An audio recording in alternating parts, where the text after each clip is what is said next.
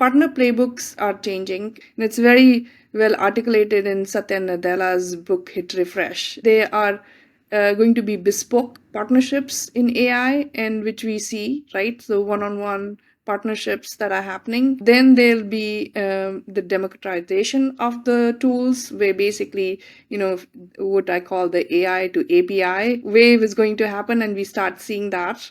And then finally, the agent base, where automation will happen. Of course, we are a little ways out because of the data is still siloed and it's not aggregated. An AI company has to kind of make a decision of whether they just want to sell software or they want to sell the results.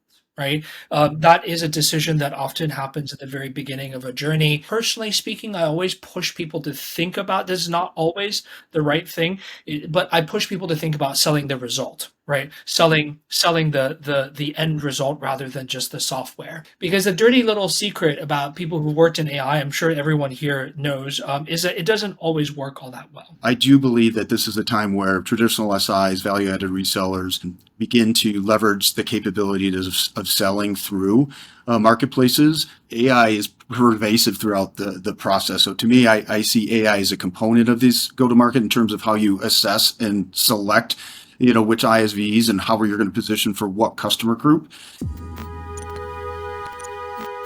Learn how to master cloud marketplaces in just 5 weeks with our cohort course.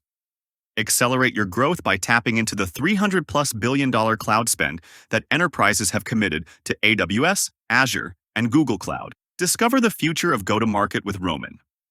During 10 weekly sessions, you'll learn how to leverage this fast-growing channel and network with top industry experts and partnership leaders. We will dive into marketplace strategies, internal buy-in, building relationships with the cloud, and mastering co-sell.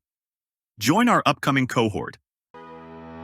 Today, we're going to be talking about how AI, cloud, and partnerships and cloud marketplaces interact with each other. May sound like a straightforward topic. For some, like myself, it sounds like a very messy and convoluted conversation. And therefore, I'm really excited to bring today 3 amazing experts. We'll have Neeti Gupta. She's the founder and CEO of AI Partnership Consultancy. She's formerly worked in all fancy big tech companies, starting from VMware and Amazon and Microsoft and Meta, of course. And also we have today one of my great friends, Zhang, formerly COO of PolyAI, one of the top UK AI companies. And Jan is currently advisor in multi-billion VC fund from the US. And obviously Jonathan Kingsepp, cloud go-to-market mentor and advisor in Partner Insight. And he works in connection with cloud marketplaces in CXO roles in companies like Tackle, Pivotal, Advisory, OutSystems, and so on. So I think we have room packed with insights and talent. And I would love us to start with a question. When you think about hyperscalers and AI, we all have seen this massive cloud investment in building AI infrastructure, right? So like Financial Times recently backed big tech companies like Amazon, Microsoft, Meta, and obviously Google. They spent $100+ billion in just this year on AI. And what does it mean for companies who co-innovate with them, who go to market together with them? How does this change the picture? And I would love us to talk a little bit more about that, maybe starting with Unity. What do you think? Yeah, I do think that big tech is here to stay. If you look at the size of these companies, they are trillion-dollar companies already. And if they are spending billions on and investing in new technology, that's not new. I mean, they've done that forever, and they will continue to do that. It's also competitive between them, is kind of my point of view on that. It is to gain competitive advantage. And of course, they're trying to get the resources that they need to be successful in the AI era. And that's what it's about. And they will continue to do that. So yeah, maybe from your standpoint, how do you think this kind of reflects on companies that want to go to market together with them, or generally speaking on the ecosystem? I know that you have like a really insightful perspective on that. I think most SaaS startups, or now AI startups, would love to see this hyperscalers as a distribution channel, right? And then typically you know when you get to a certain size, you have one of three to choose from. So you could be more aligned with AWS or GCP or Azure, and the the geopolitical, in quotations, considerations used to be a little bit different, but now all of the hyperscalers have their AI strategy, so their considerations are a little bit different, and so you have to pick and choose basically. At PolyAI, so a little bit of background, so to put the story in context. So Poly makes enterprise voice assistants. It's a thing that you speak to when you call up customer service, right? So most people hate it, and our mission was to use AI to make people hate it a little bit less, and I think we've been pretty successful at that. Now, conversational AI, especially in the voice space, is a super front of the pack use case for AI, right? And has been for a really long time. This is not just a LLM type of issue. It's been kind of in the front of people's minds since like the mid tens. We chose Amazon, so we actually, I left Poly about 6 months ago, and but when I was there for the 5 years that I was there, for most of it, I worked on the AWS partnership, and we just became kind of a strategic partner of AWS today. And what our considerations was that back in the day, Google was very much competitive with us in what we did, right? But Google had a very competitive product that a lot of enterprises are using called Dialogflow. Microsoft didn't care as much, but Microsoft bought Nuance, which was one of the big competitors. And Amazon had a competitor, but Amazon was always very much like laissez-faire, right? They were always more welcoming of people who might have had half a competitive relationship with one of their divisions, and they played fair. And so to a large extent, we chose Amazon on that account. And 5 years later, after all of this investment into AI, it's the fact that kind of Amazon doesn't have so much a particular model that they want to put forward. I mean, there's Bedrock, of course, but they're more tolerant, right, of folks who can bring their own technology, so long as they're AWS customers, right? And I think that a particular orientation has made them very successful. And I am sure, I'm just giving one particular example there. I am sure that other startups have, or other AI companies have other quote unquote geopolitical considerations that would make Microsoft or the Google ecosystem more sensible for them. Jonathan, you've been very deep in cloud marketplaces, right? And kind of like understanding in details tactics, how companies go to market with hyperscalers. When you see 20%, 30% growth year over year across this huge cloud providers, and you see 100+ billion in investments just in this year alone. What are your thoughts? We're the hype cycle is in full fervor, at the moment around Gen AI. As Neeti had mentioned, AI has been a top priority from not only these large hyperscalers, but pretty much any large organization for decades. But the LLMs, the generative AI capabilities, and things that are coming along with that are truly different. So from my perspective, paying a lot of attention to the partner communities and the marketplace communities for the hyperscalers in particular, there is, as you referenced, a ton of investment.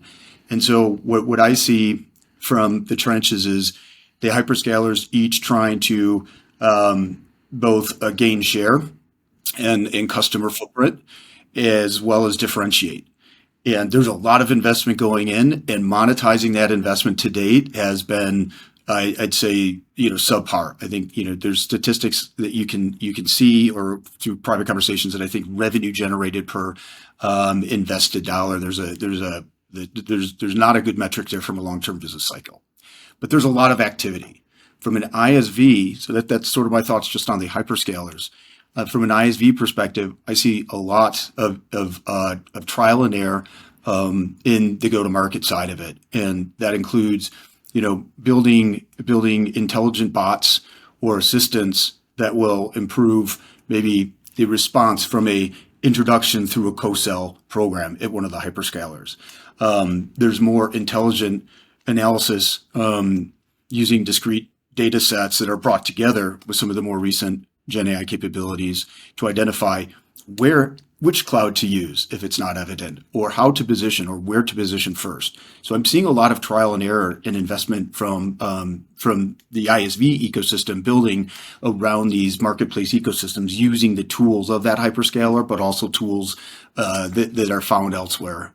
So I think it's going to be an interesting year, 18 months, 2 years to see how everything shakes out. But I'll end with where I started, which is we're full fervor for the hype cycle around Gen AI right now. So Neeti, back to you. I guess you've been thinking like a lot about AI and partnerships, and you've been teaching in our course how to co-innovate with hyperscalers, which has been like amazing. And when I think about like sort of what are the players, I've been thinking about sort of three buckets. There's hyperscalers, there's sort of legacy companies, like software companies who kind of gain this AI capabilities. And then there's a sort of new breed, kind of recently emerging AI, Gen AI, and other AI kind of players. And like, I'm thinking, I'm curious, like, how do you think about this dynamic, and like, how do you think the partnership playbooks are changing under the sort of influence of AI? Partner playbooks are changing, and the way I think about this is, it's very well articulated in Satya Nadella's book Hit Refresh. And the last chapter actually goes into a little bit about what the future might look like. I know that book is a little bit, it's been out for a bit, but he talks about that there are going to be bespoke partnerships in AI, and which we see, right? So one-on-one partnerships that are happening. Then there'll be the democratization of the tools, where basically, what I call the AI to API wave is going to happen, and we start seeing that. And then finally, the agent base, where the automation will happen. Of course, we are a little ways out because of the data is still siloed and it's not aggregated to see that automation to truly happen from an ecosystem partnerships perspective. The way I would say so think about it in these layers. And then second, I would say is most companies and most CEOs of these companies are basically, of any company across the board, is saying AI needs to be on the agenda, but how do you then go about, including AI and AI partnerships in the agenda is still being determined in a lot of companies, right? So the hyperscalers, or what I call the Magnificent Seven, have set the stage. And they are building out their existing product lines and incorporating Gen AI and AI, different layers, this different technology stack in their strategy.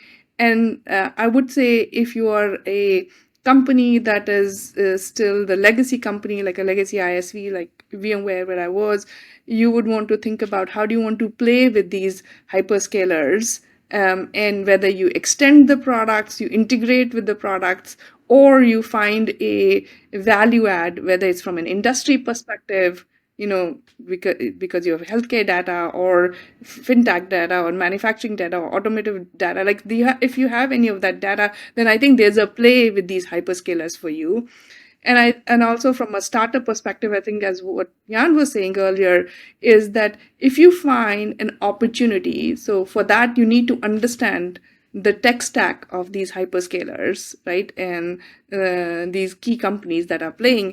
And then you find a niche or an area whether you are a complement or you augment some of the strategy, because that's where you're going to find, if you find yourself, you can also build a better tool which is competitive, just like PolyAI was building, but then it better be damn good, because they will continue to innovate, and you want to kind of be part of that innovation, especially if you're looking at them as an engine to drive your value delivery side. So that's kind of my few perspectives.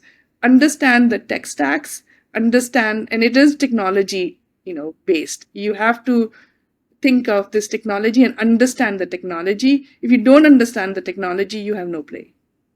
Let's double click quickly on this, and maybe we'll get back to you, Jan, on startup plays, and it's very interesting. Neeti, sort of when you think about legacy players, right? Again, like it might not be like too old company, but so to happen that they don't have AI solution, or they just building AI solutions, and they want to go to market together with hyperscalers, and they go to one of them, and everything they want to talk about is AI, right? So, like, what do you see has been like a maybe successful or like good solution to that?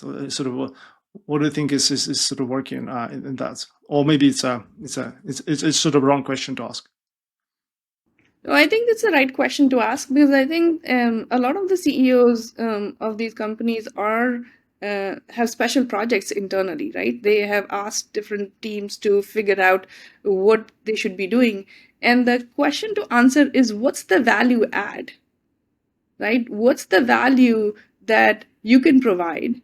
And right now, data is the best value add you can provide. So if you a legacy company and you have a large customer base, and you can provide certain kind of data that is not available to any of these companies, and you can monetize that, that is kind of the holy grail. And if you lean into it and figure out what that model would be, whether you sell it through you build a plugin and a tool and you sell it through the hyperscaler marketplace, or you connect into the co-pilots, or the tools that these companies are building, or provide, intelligence into for example, the Apple ecosystem. So I think it depends on what is the value you as an ISV, a legacy ISV, bring to the table.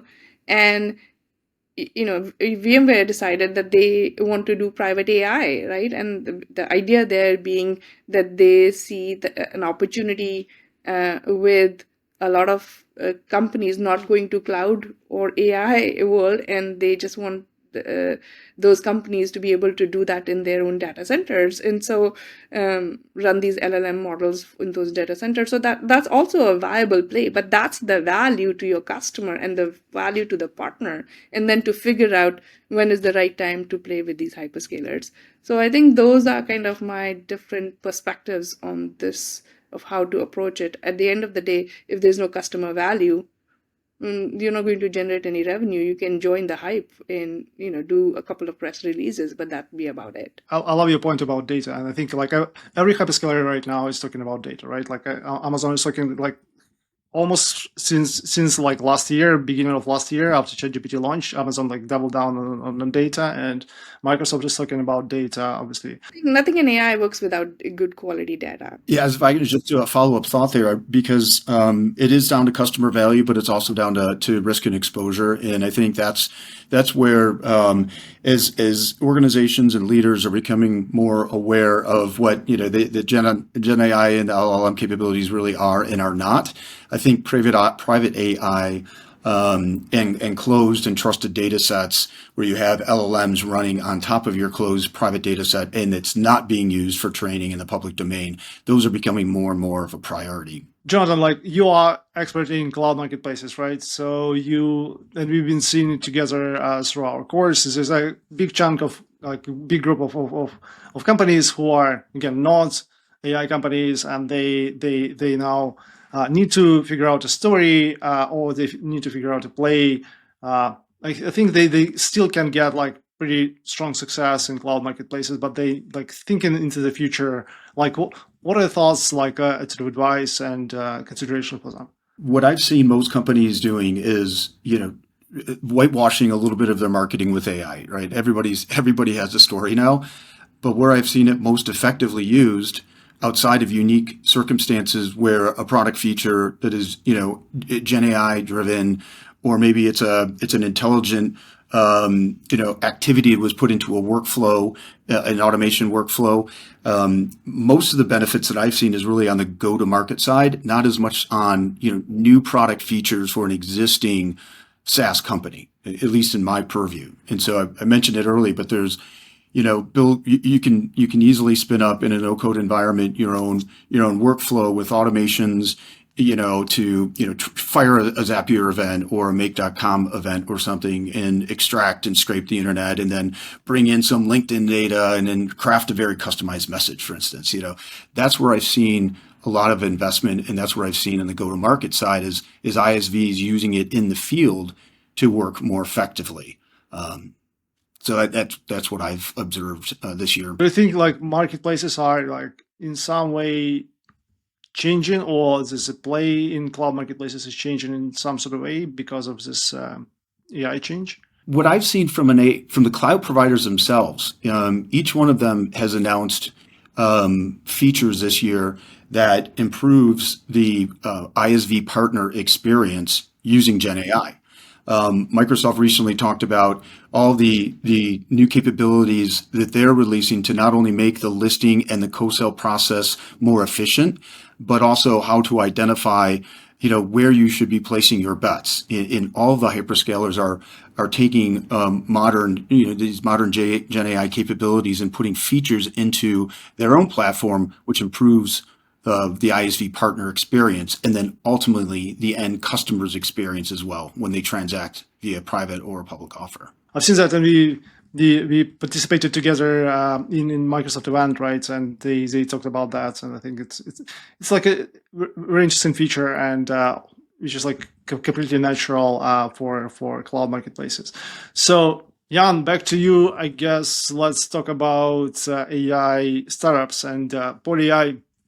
You mentioned has become one of the strategic partners for AWS, and I saw PolyAI speaking in one of AWS events. And I think if you are an AI startup, and we just had a conversation with one of them yesterday, like one of the questions that you typically ask is, how do I get distribution from one of the cloud providers? And better yet, how do I become one of the top partners, and so on? So like, what do you think you need to do to become one of the top partners? In retrospect, I think it's funny that these companies use the word marketplace to kind of, which is very much like a B2C type of term, right? Which is that you sell on eBay, or you list something on like Facebook Marketplace, and it's so easy, right? It's just boom, like I want to sell a bike, and this afternoon someone's coming over to pick it up, right? And I think that. I think strategically, the hyperscalers or anyone would like to tell the world of startups, hey, it's that easy, right? But nothing in enterprise software is easy, because distribution has many different points of friction, right? Friction, and I think that it takes years to sign, between signing up, and it could take years between signing up to be a partner and versus when you have the deal flow.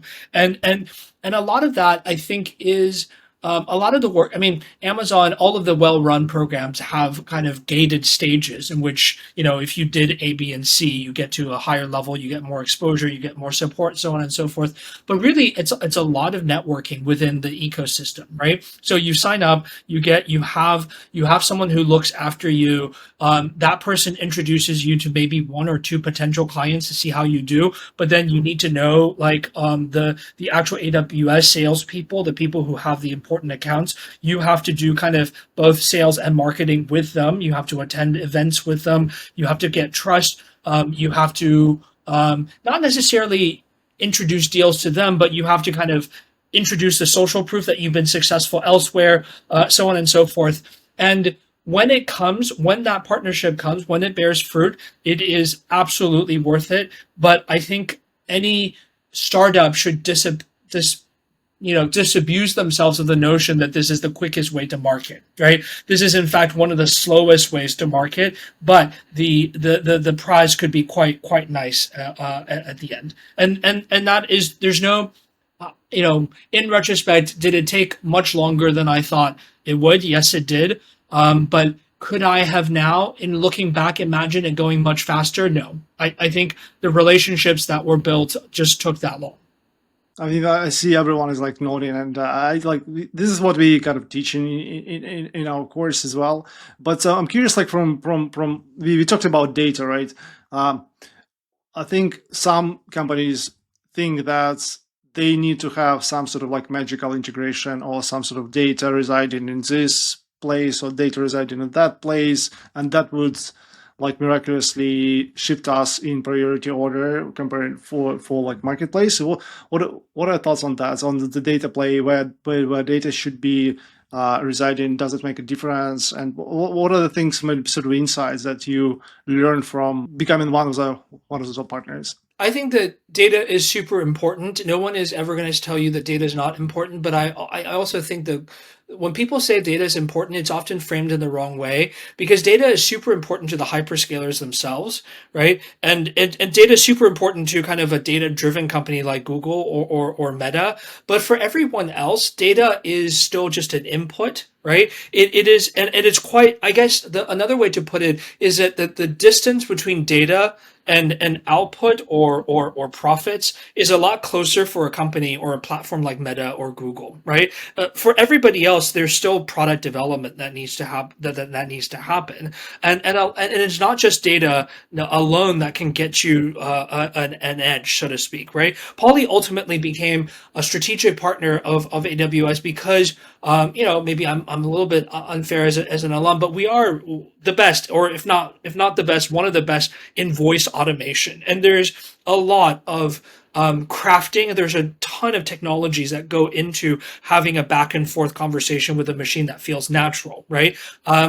Anyone now can stitch together Whisper and GPT-4 and 11 Labs and make a voice assistant in the space of an afternoon, and it'll sound pretty good. But to be able to deploy it on an enterprise scale and to be able to serve all these different people and have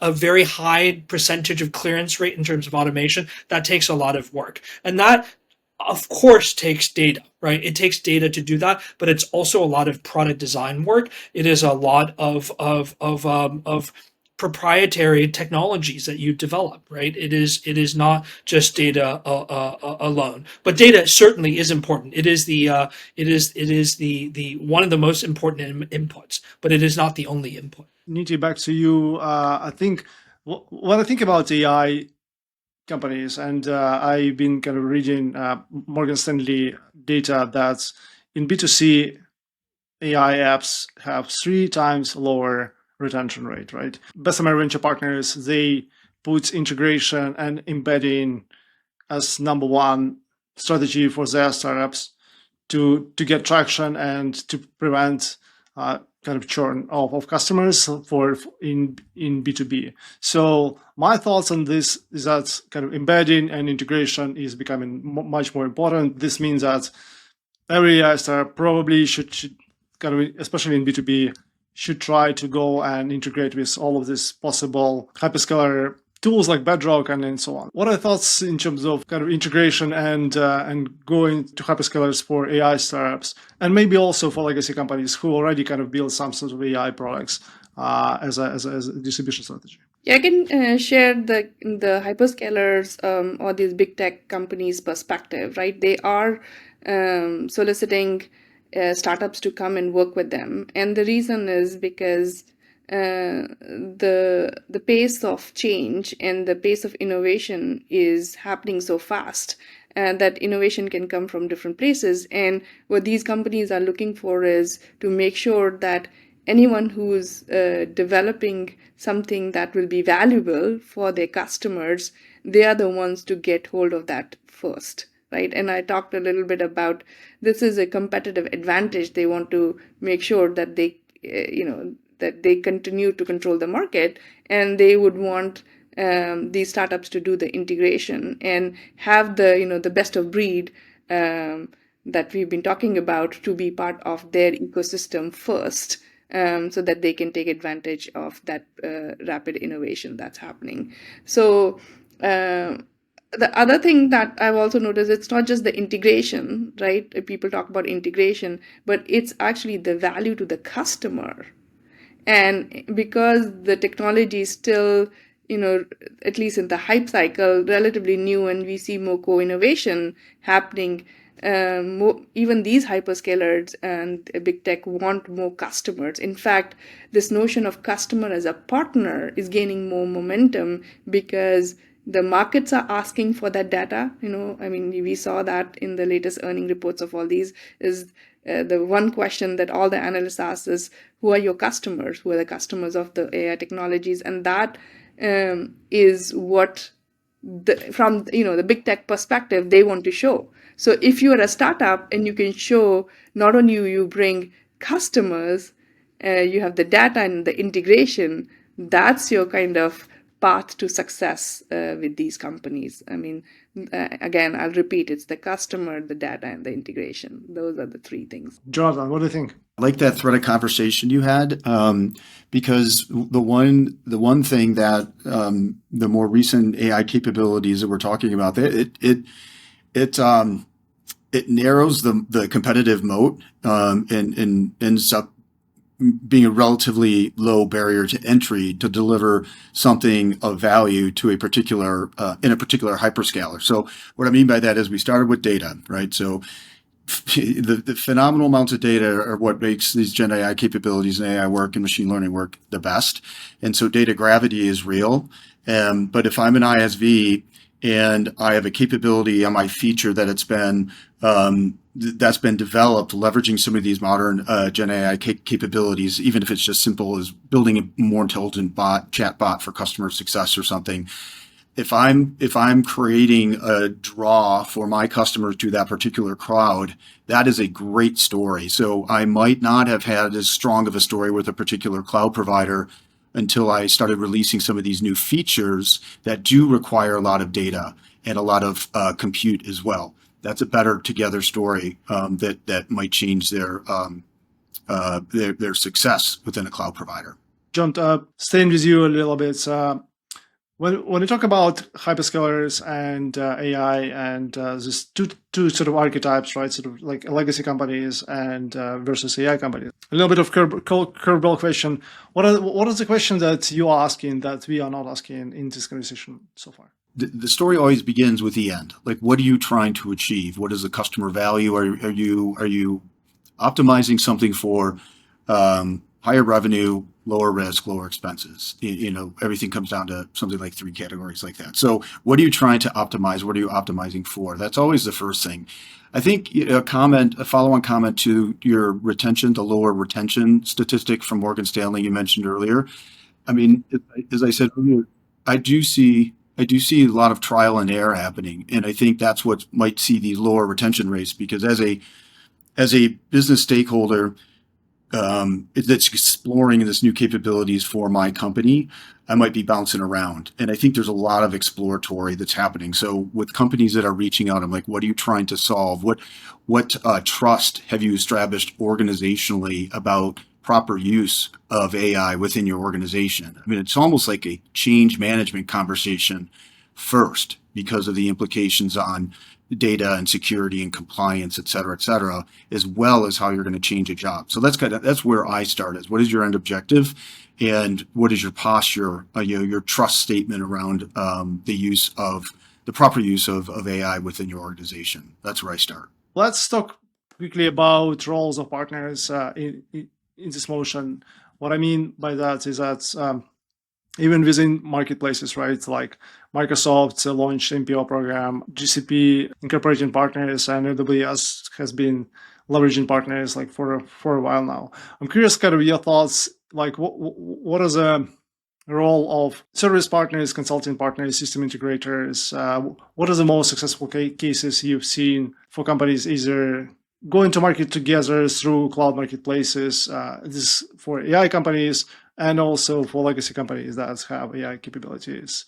Maybe Neeti, you've been working in a lot of famous organizations. I'm sure that you work with a lot of these partners. What are your thoughts? Partners that have I would say in case of Microsoft, for example, a Microsoft first strategy or an AWS first strategy or a Meta first strategy, whatever that is a good start, right? And the reason I say that is if they have that focus or with one, because these companies are so huge. These companies, as I said earlier, are $1 trillion companies, and they have different offerings. They have multiple marketplaces. I mean, the consolidation has been happening for years now.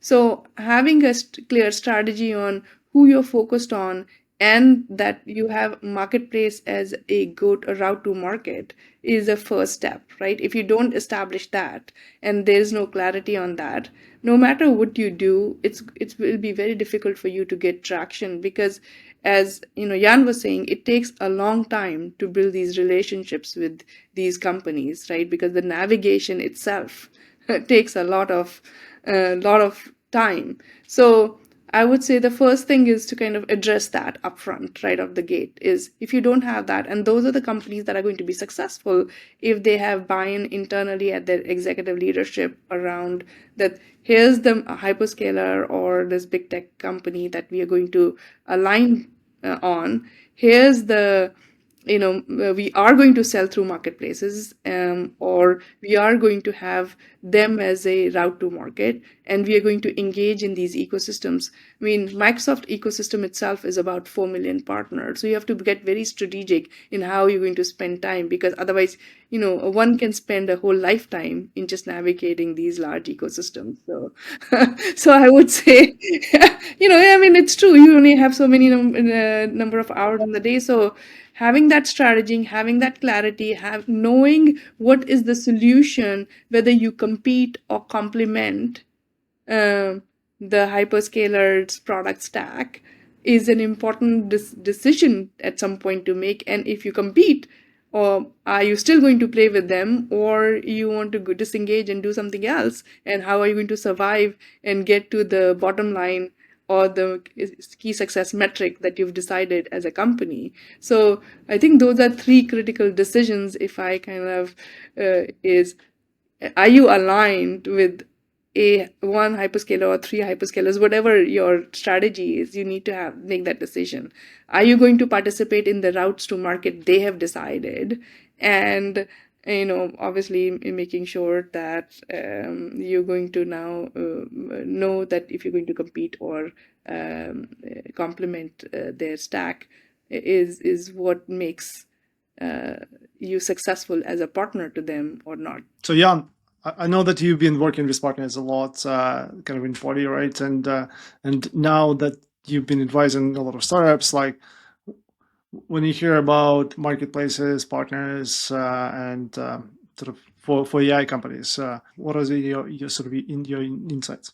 As you mentioned, I look for enterprise AI startups for an American, for a US based venture fund. And so in a lot of what I see, right, is it's interesting because an AI company has to kind of make a decision of whether they just want to sell software or they want to sell the result, right? That is a decision that often happens at the very beginning of a journey. And I think, personally speaking, I always push people to think about this. Is not always the right thing, but I push people to think about selling the result, right? Selling the end result rather than just the software. Because the dirty little secret about people who worked in AI, I'm sure everyone here knows, is that it doesn't always work all that well, right? Compared to kind of traditional software, which if you do it right, and that's a big ask, right? But if you do it right, it works in a deterministic way. There's all sorts of ways in which AI can fail, especially at the various use cases you throw at it, right? Edge cases is what you live and breathe when you work in an AI company, right? And so in order to solve that, then there's a lot of design that goes into it. There's a lot of shepherding. There's human fallback. There is different levels of QA that you have to put into the process. It is quite intensive. And so one of the funny things is that cloud providers are not, none of the cloud providers are that into providing professional services, right? They have the SIs to do that for them. And the more professional services that there are, the less likely they're going to be competing at that product or service layer, right? And so this is one of the interesting things in voice AI, which is that Google ostensibly 5 years ago had a very good product that could compete with Poly or really any other startup that started called Dialogflow. It's still widely used in the industry. But one of the reasons why we and a lot of ISVs ate their lunch is because they refused to do any customization work or implementation work, right? And so they had the excellent technology, but the result of what they did was always quite rough because they had to find SIs who didn't, know how to do it, or they couldn't access the model layer, so it wasn't done very well. And I think that this is a great opportunities for AI companies to come and say, hey, we're positionally defined in a very different way than big tech, right? We deliver the result, and we're going to put human labor behind it. It's the software plus our design ingenuity, etc. It's a little bit of a different configuration than traditional SaaS. Scares VCs a little bit sometimes when they see that service revenue being creeping up as a percentage of total ARR. But I think it's worth it. I think it ultimately, as Neeti says, it's about what the customer really wants, right? And I think that in this generation, the next generation of software companies has to be a little bit more friendly towards service. That's super insightful. Thank you so much. And Jonathan, maybe sort of wrapping up on you. You moderated amazing panel focused on partners for Microsoft event recently. And what do you think when you hear sort of partners to help AI companies to grow faster through marketplaces, or help legacy companies who have AI grow faster through marketplaces? This is beginning of the time where the traditional ecosystem, so channels and sellers, resellers, VARs, SIs, et cetera, where they leverage this marketplace capability at scale. So we're already seeing that through some of the growth of numbers. Microsoft had shared a stat that a multi-party offer, private offer, has a shorter sales cycle and over 2x the TCV, the account opportunity value, under these multi-party private offers as opposed to just a single private offer. So I do believe that this is a time where traditional SIs, value-added resellers, begin to leverage the capabilities of selling through marketplaces. And as we've talked about earlier today on the call, I think AI is pervasive throughout the process. So to me, I see AI as a component of this go-to-market in terms of how you assess and select, which ISVs and how you're going to position for what customer group.